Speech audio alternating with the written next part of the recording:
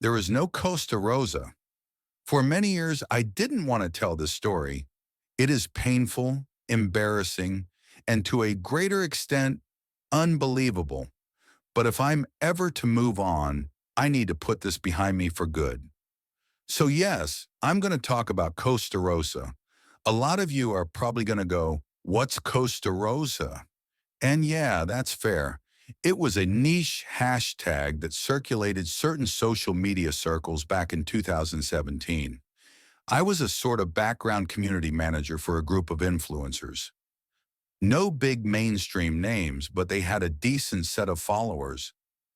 They were all into the more obscure corners of the web, focusing on a particular age group, a social issue, or some kind of special interest.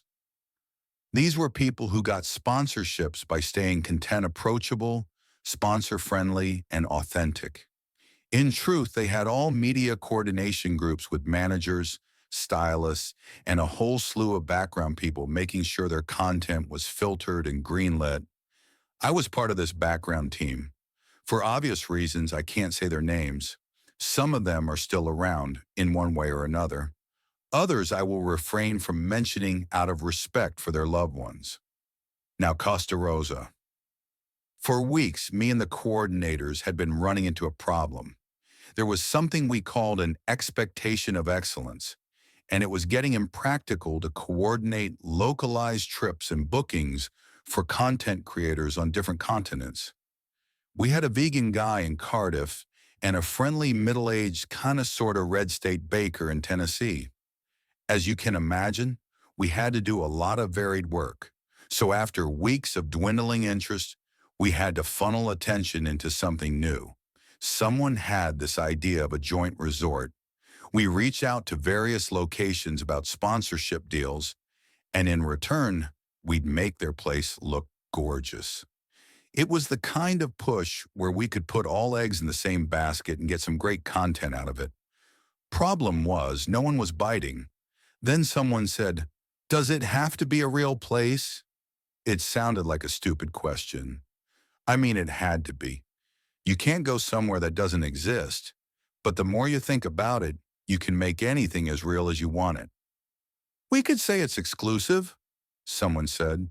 "Invite only. A private island kind of thing," another chimed in. "We just need a name. And an area, some Central American island. Think Belize, Panama, Sri Lanka." Sri Lanka's in Africa. No one cares. We finally settled on a fictional island off the coast of Costa Rica. All we needed was a name. I'd been quiet up until that point, and the silence was getting to me. So I just threw it out there. "Let's call it Costa Rosa." The Pink Coast was our make-or-break project. We came up with all kinds of crazy ideas.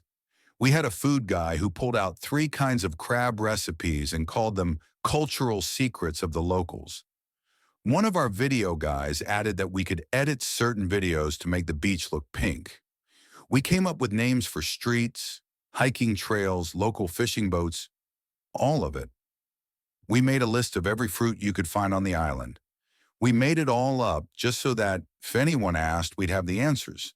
It got to the point where people were loudly clapping at each other's lies. I vividly remember when someone came up with the idea of a bioluminescent waterfall, saying it could be the proof of the island's beautiful biodiversity. And I'm not gonna lie, I was into it. This was the kind of business we were in, and Costa Rosa was this huge, breathing dollar sign. And of course, our influencers would be into it. You just had to frame it all in a way that made them look like heroes, inspiring the little people to step out of their comfort zone and aim for the stars. I was having some trouble privately, though. I graduated college with a bachelor's in communication. That's where I met my fiancée. But I sort of stumbled over the influencer business. I've always been a bit pear-shaped, and working with these larger-than-life, beautiful people made me feel like I was part of the in crowd. I'd never had that, which was something my fiancée couldn't really understand. We got into a ton of fights about it. When you work from your phone, You're never really off the clock. You see something cool when you're out shopping, tag it, send it. You hear about some interesting place downtown, check it out, talk to the owner, get a foot in the door. People around me got tired of never really just hanging out with me, and in hindsight, I can see why. They were always the third wheel. But when our first Costa Rosa content was launched, things turned bad. We were having some of the worst fights ever. I thought it was inspiring. He thought it was fraud. I argued that we weren't selling anything, but he argued we were selling a lifestyle. Either way, it got to the point where we postponed the wedding. I suppose it was a good thing we'd been too lazy to renew our passports, or we'd be out thousands of dollars from a non-refundable honeymoon. We didn't officially separate, but the distance from the couch to the bed seemed longer every day. In about 2 weeks, the whole project went off the rails. Sure, we were getting clicks, and we had a couple of sponsorships lined up, but there were some things we hadn't anticipated. For example, there was another group in Eastern Europe that hijacked the whole thing. They made their own videos with their own influencers going to Costa Rosa. They never even talked to us about it. They just stole the whole thing. They weren't even discreet about it. We had a couple of other small-time copycats. Some people mentioned turning down an invitation to go there on Twitter. Others mentioned how they'd been contacted, but refused to go for one reason or another. There was this one London-based singer who claimed she was going there, only to cancel at the last minute and showing her fans a gift bag from the organizers on a live stream. But somehow things got worse. Scams, fake raffles, and lotteries. Like this video to get a chance to go to Costa Rosa kind of stuff. And it was moving some real money too. We were panicking. We'd never signed off on that. Our talent hadn't either. But what were we supposed to do? If we came clean, our careers were over. One in the team came up with an idea. We could go somewhere that is as close to Costa Rosa as possible and show the real thing. That way we had our backs covered. We could point to the map and say that was it. Sure, we could admit taking a few artistic liberties, but it would cover our tracks. And somehow we found the perfect spot. I didn't know the real name of the place. We all agreed to just call it Costa Rosa as to not slip up. It all went by so fast. There was a group call, something about boarding tickets, someone waiting to pick me up. I lost my luggage at the airport, but there was no time to stop. All I had to do was get there, and everything would sort itself out. I slept through the flight and mumbled through the transfer. There was a boat somewhere. Temperature shifted, and the language on the signs looked different from home. And within a few hours, I was standing with my bare feet buried in the pink sands. They really were pink. Now we'd made up a lot of stuff about Costa Rosa. Sure, the pink beaches was one thing, but there was also the fog. We'd called it a refreshing summer phenomenon, a heavy fog that rolled in from the coast every morning, causing this white, almost cyan mist. But there really was a mist on that island. I could barely see my hands in front of me as I stepped through it. Seeing this place for the first time felt like a Disney movie. You can't really believe spots like this really exist. It was almost exactly as we'd described it. Pink sands, fruit trees, colorful birds. No bioluminescent waterfall, though. Then again, those were only seen at night. I couldn't believe how lucky we'd been. This might as well have been the real thing. We were a group of 16 people, 4 of which were influencers. The rest of us were all behind the camera. We were all saying the same thing. It felt like stepping into a dream. It was too perfect, and we knew perfect. Perfect was our business. There was no one there to greet us, so we didn't know where to go. Our bags must have been taken to the hotel.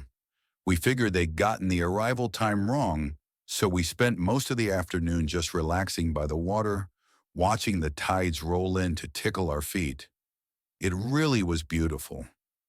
I remember dozing off for a bit as the others tried to get the hotel manager on the line. Someone suggested we walked, but we had camera equipment and not a lot of patience. And well, we weren't in a hurry. It was mid-afternoon when Jay woke me up. Jay was one of our cameramen, a Southeast Asian guy with these big round glasses. No matter what you said, he'd just nod and smile. Not because he didn't understand, but because he'd found out early on that it was best to just kind of go with the flow. Lean into the vibe. "There's people," he said. "I think we're heading out." I groaned and got up, only to see a dozen strangers flocking around our team. A lot of smiles, hugs, and welcomes. Pleasant people. Then I realized these people didn't live on this island. They weren't even crew. They were tourists. "I can't believe we're here," someone yelled. "I thought it was a scam," another said. "Hand to God, I thought it was a scam, I did." People were coming up to shake our hands and chat. All of them were viewers of our content in one way or another. They recognized our talent immediately, who shot me a half-smiling, "please get me out of here" kind of look. We took charge and sorted things out, making sure we all got some space to breathe and making it clear that we appreciated the enthusiasm, but that this was a private occasion. The tourists didn't seem to mind. They weren't coming down from their high anytime soon. "I can't believe we're here," one said. "It really feels like a dream." We walked. There was no point in standing around, and we needed some space from the tourists. I couldn't believe how bad our luck was. This place had been thoroughly vetted, and the chance of someone else finding it the same time we did was astronomical. It wasn't just unlikely, it was close to impossible. It was one of our talents, Kim, that finally spoke up. A short woman in her early 30s with a big personality. She had this marriage advice/calisthenics theme channel. "Can whoever booked this just call the hotel?" she said. "It's been hours." Everyone stayed quiet. We didn't have a clear answer. We all just kind of pointed at one another and figured someone who didn't show up was the one who made the booking. But it left a strange thought. This had all gone very fast, suspiciously so. We spent most of the afternoon and the early evening following a long road, picking fruit straight from the trees and drinking from the island springs. We met a couple more tourists, but they didn't seem to recognize us. They didn't even speak the language. They were just sort of happy to be there. It was all so fantastic. You didn't feel tired no matter how long you walked. You didn't get that hungry or thirsty. There was fresh fruit hanging from low branches and exotic smells coming from blooming flowers. There was this one blue-looking sunflower that was about as tall as me just off the side of the road. Everything just felt right. Promoting a place like that would be the simplest thing in the world. But there was also a strange quality to it, and I couldn't help but to notice it affecting the others. I first saw it on Jay. He was looking down at his hand, slowly opening and closing his fingers, like he was trying to sense something. When he noticed me looking, he reached out and put his hand on my cheek. I pulled back a little. "Sorry," he said. "I didn't know you were real." I laughed it off, and he did too. We never found the hotel. We did find a few road signs, but no one was paying enough attention to care. The roads had the same names as those we'd brainstormed in our group chat.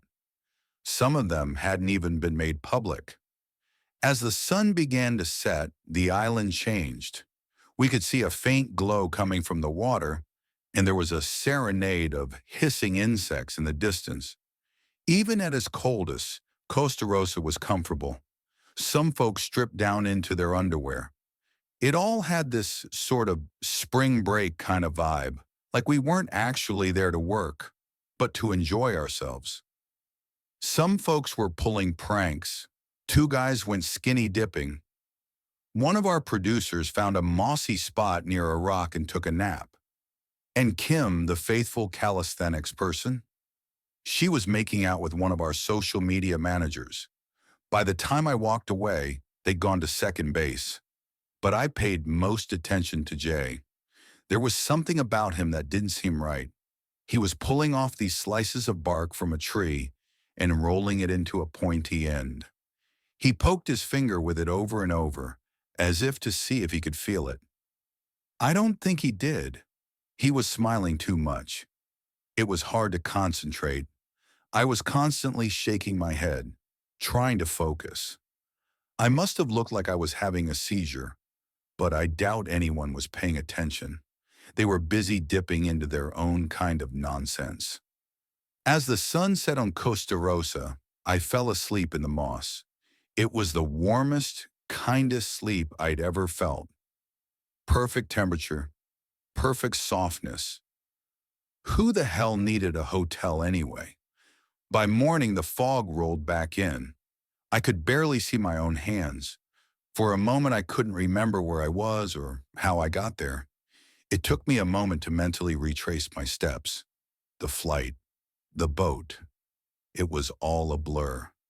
All that mattered was that I'd made it to Costa Rosa.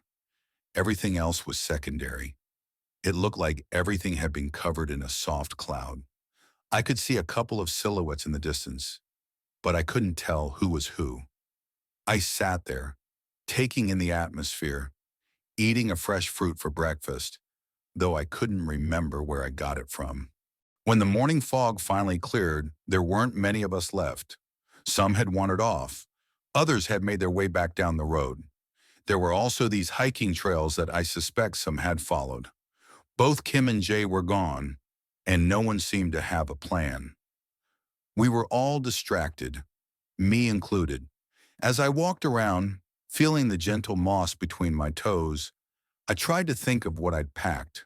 A pair of socks, a shirt, anything. I could vaguely imagine the suitcase, but I couldn't make heads or tails of what I'd packed. I remembered getting into a taxi, or maybe an Uber. But then there was this blank space. There was a check-in somewhere, a ticket maybe. I tried to think of my fiancé. We were still together, officially, but there was something we'd talked about that was nagging me. Not our fights, but something trivial. It really bothered me, like an itch in the back of my mind. It took me a while to realize I'd wandered around in a daze. I had no idea where I was anymore. There was no path. The others were gone. And yet, everything was pleasant. It must have been around noon when I finally saw some other people in the distance. A small group gathered around a clearing. My first instinct was to wave at them, but my chest tightened. There was something off about them. Giving it that second of hesitation, I noticed a couple of things.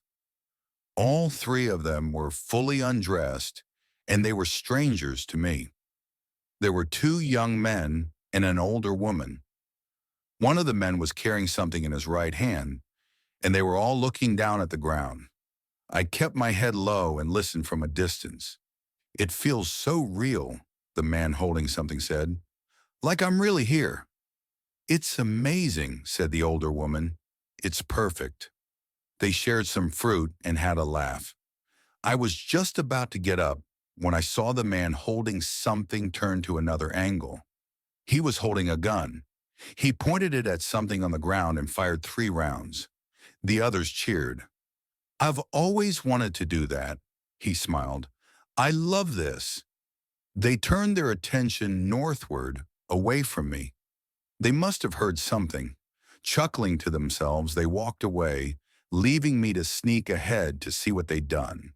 The soothing tropical silence cast a stark contrast to the sudden gunshot. I almost choked on my own spit when I saw her, face down in the undergrowth. Kim, shot dead at close range. More people had arrived at Costa Rosa that morning. It's like everyone had been invited and arrived at the same time. They all said the same thing. This was a dream, too good to be true. They couldn't believe that there really was a Costa Rosa and that they were there to enjoy it. No, for them, this was too unbelievable.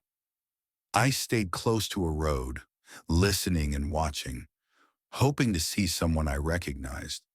But it was getting harder to concentrate. The more I thought about it, the more it made sense. It had to be a dream. I barely felt my fingers when I pinched myself, and yet for some reason, I knew I shouldn't give in, even though it was easy to do. I heard gunshots throughout the day. There was smoke in the distance. And by dinner time, when I went to the beach, I saw two women playing in the ocean, trying to drown one another. They laughed and cheered as they fought, scratched, and strangled one another. They could barely feel a thing. It was just a funny game, but one of them dipped below the surface and the bubbles stopped. And yet, the other kept laughing. The more people I met, the more nightmarish they seemed. Some of them brought things to the island, like the man with the gun. One brought chains. One brought barbed wire. There was this one guy walking up and down a hiking trail with some kind of Star Trek sword. Others seemed friendly enough, casually chatting with people they recognized. But sometimes they just act out and attack, seemingly at random. In the afternoon, I heard someone yell. They'd spotted one of our talents. I think it was the baker. All of a sudden, people were rushing to find them, cheering as they bound and leapt through the sands. "I've always wanted to meet her," someone said. "She has such a lovely voice." "I can't fucking stand her," another muttered. "Self-centered bitch." It's like they were thinking out loud. It wasn't a conversation, just a constant verbal stream of thought. I followed them for a while. A few of them saw me, I think, but they didn't care. I wasn't the famous face they were looking for. I looked like anyone. I didn't want to think of what they might do if I tried to intervene. I was outnumbered. But as I watched from afar, I didn't pay enough attention to my immediate surroundings, where a familiar face crept closer. I didn't notice Jay until he was right next to me. I barely recognized him. He'd fashioned a shiv from a broken camera stand, and he was half covered in dry blood. And yet, he was calm as can be, slow blinking like a warm cat resting on the porch. He reached for me and my instinct was to pull back, but he could have that shiv in my neck in an instant. I froze. He slowly ran a bloody hand across my cheek. That was it. "I've always wanted to do that," he whispered. "You look so soft." He nuzzled his nose against my ear and sighed. Then he stepped away. "You're so nice," he mumbled. "I like you." And that was it. He wandered off, having let his intrusive thoughts win. Maybe I was lucky not to be running through his mind any more than that. Maybe to him, I just looked soft. Maybe that was all there was to it. Others weren't so lucky. They got hold of the baker and dragged her out of the woods. There was cheering and a scream. They'd tied her to a pole and dragged her through the pink sands like a prize pig.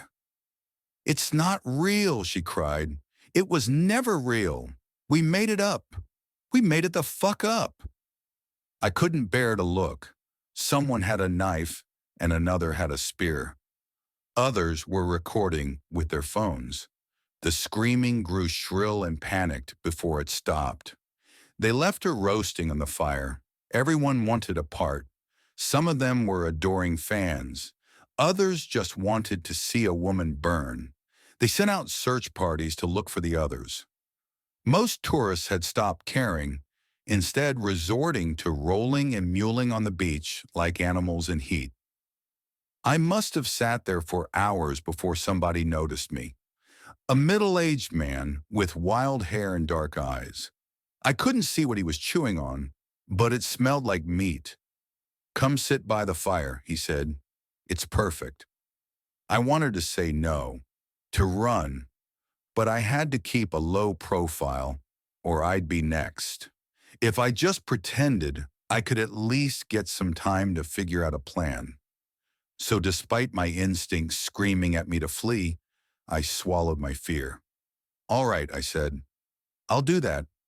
He smiled at that, not giving it a second thought. They made a second fire in the sand. They danced and sang. Some of them had brought bottles, presumably with some kind of vodka. It was a torrential mess of impulses on display, everything from violence to carnality. I sat by the fire, hoping I had disappeared deep enough into the background for no one to notice. It seemed to work. I sat there staring into the flames, where a crackling cranium stared back. I didn't sleep that night. I stayed up long enough for the bone cinders to turn ashen and for the morning fog to roll in. It was like watching the island getting wrapped in a blanket. But there was something more to it now that I paid attention. There were people walking in and out of it, people coming and going. Some disappeared into the mist, while others appeared out of nowhere. There was no way boats or planes were coming and going that fast. I could only draw one conclusion. Costa Rosa was, in no uncertain terms, not real. This couldn't be real. I wanted to give up. The others seemed to have it so easy. They just accepted it for what it was. Love, hate, violence. They could do it all and not feel a thing. But I was too close to it.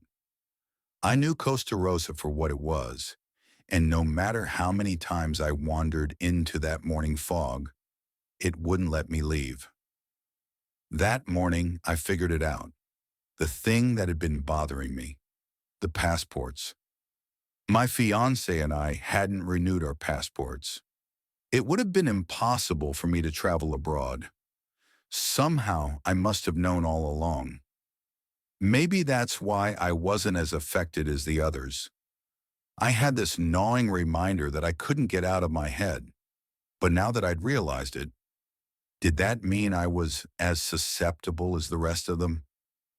There were a lot of new faces there. Others came and went. Some were happy just laying on the beach, soaking up the sun. Others were hung from trees and skinned. It was an absurd mix of impressions. Two people walking hand in hand on the beach, discussing their favorite TV show. And by the tree line, a man making a dagger from a broken rib. I didn't get out of it unscathed either. There was this one woman who obsessed over my hair and tore out a fistful of it. One young man just went up to me and started kicking, again and again, until he got bored. I had rocks thrown at me, not with the intent of hurting me, but as to settle some kind of bet. A contest, perhaps. But it was just starting. Every hour something was escalating, devolving. By nightfall, the luminescent waters ran red. People were tied to burning palm trees, leaving sizzling corpses behind. Some were howling at the sky and killing each other with sharpened flint, bone, and rock. They painted each other with ash and blood. Screaming and laughter intermingled, and I couldn't tell them apart. To them, it was all just a dream, and nothing mattered. I found a hole and covered myself with palm fronds, hoping to wait out the night. I didn't want to take any chances. People were getting attacked left and right, and there was no telling what they might do if they noticed me. They were barely speaking anymore.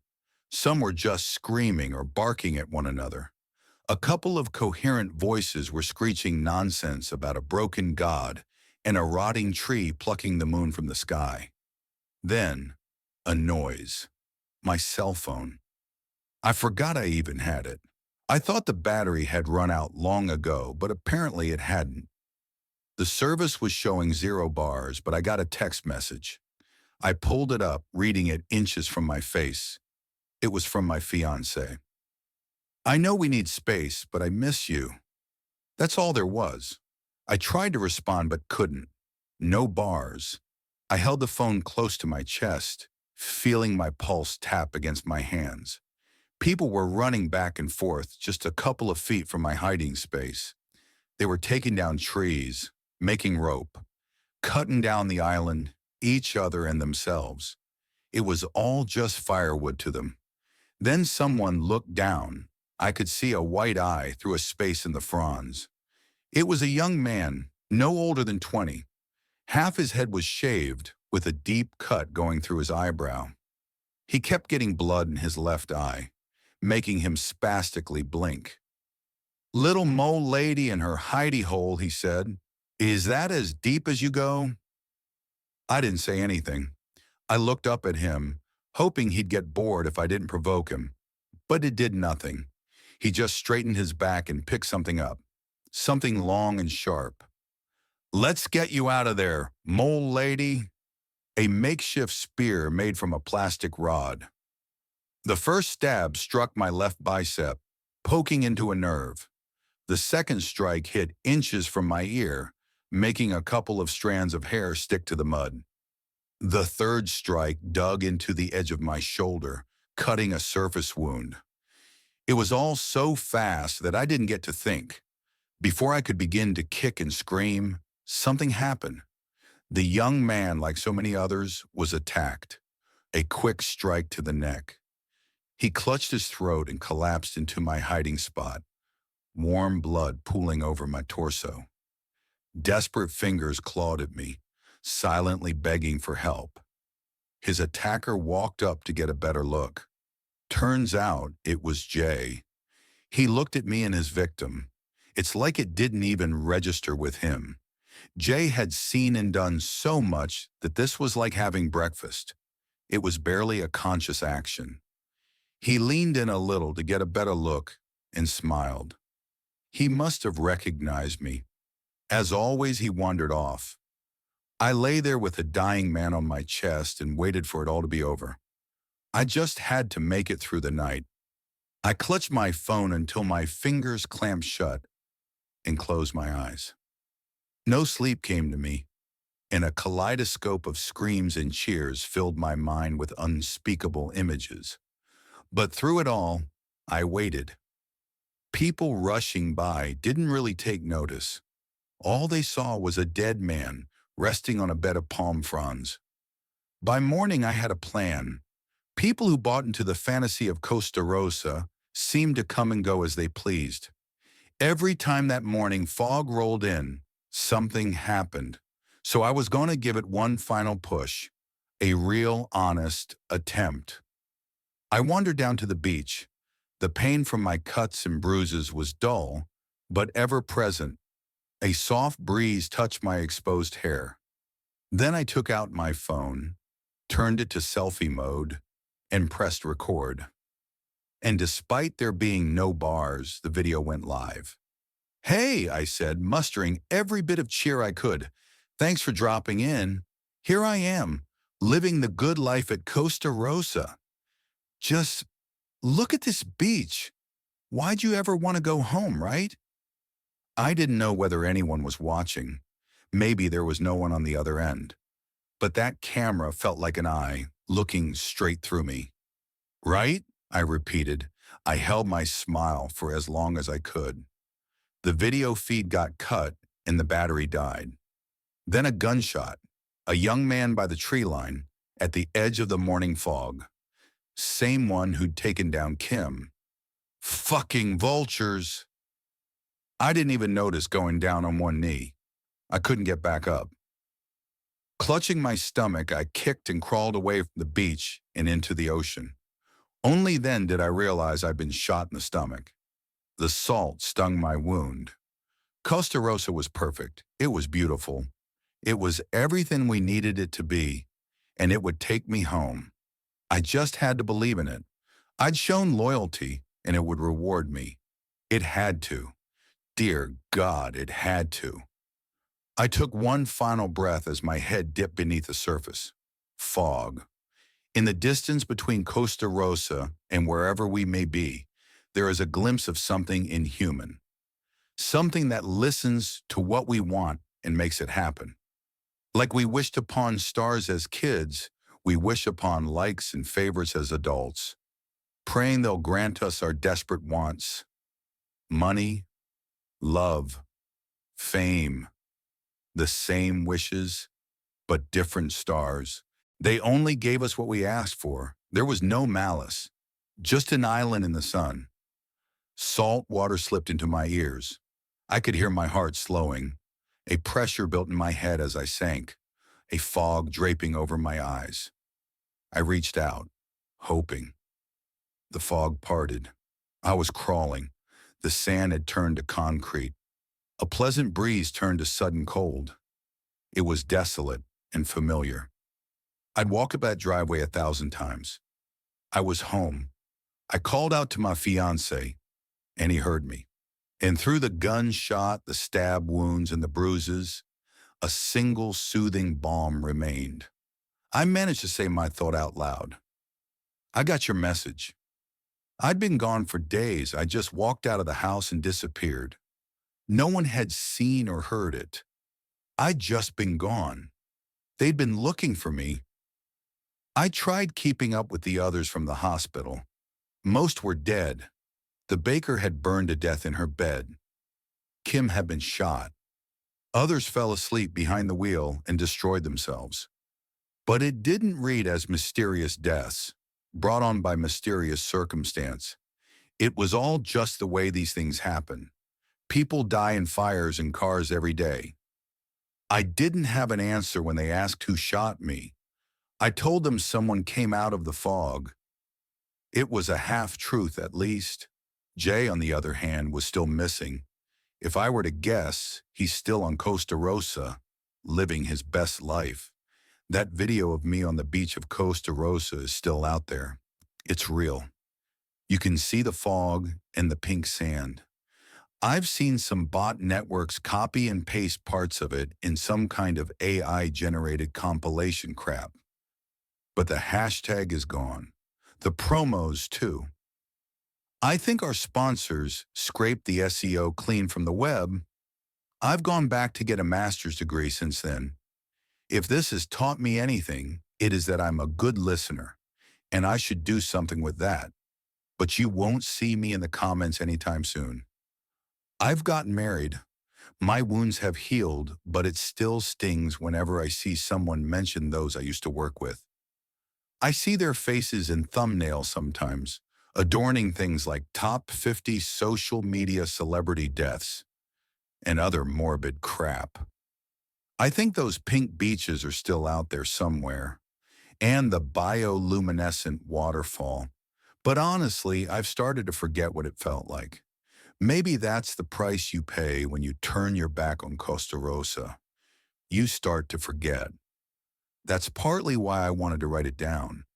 But I suppose if there's anything I've learned and will remember forever, it's this. If you're in the business of lies, you can't expect good things to come true.